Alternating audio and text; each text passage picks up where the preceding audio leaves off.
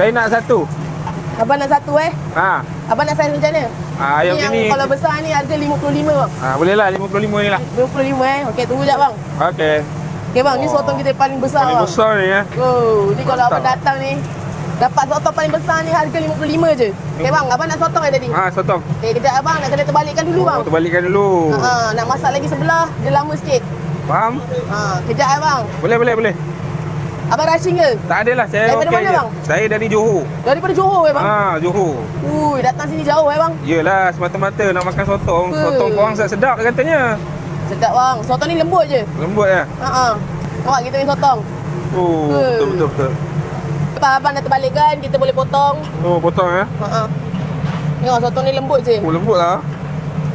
Okey. Tengok ni bang, sotong ni memang lembut bang. Baik. Abang punya nak yang ni Nah, yang tu. Ni Okey. Okey, siap bang. Macam ni je ke? Kalau abang nak salad, salad RM1. Lain nasi. Lain harga asing bang. Ya ke? Nak salad ke? Salad lah. Salad sekejap Okey, salad. Berapa? Okey bang. Salad kita fresh, nampak? RM1 RM1. Okey, siap. So, kosong sambal tak ada? Sambal. Sambal. Kalau nak sambal kena tambah RM2. Duit lagi? Berapa? Jadi kalau dah makan kosong kita ada bagi bang sambal asam depan tu kalau abang nak cicak kosong.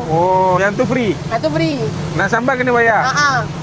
Bayar lah. Nak sambal sambal. Okey, sekejap 5 minit 5 minit. Okey. Ni yang RM2 ni. Sambal bang. Yang ni RM2 ni?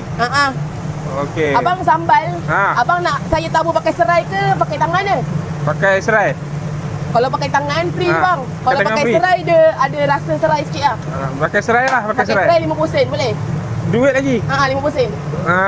Boleh lah. Boleh pakai serai bang? Woi, ni sedap ni bang kalau pakai serai. Nampak baru dia masuk bang dalam. Sedap. Duit tu bang. yang tak sedap ke? Sedap bang. Saya tabur semua Ada customer order juga.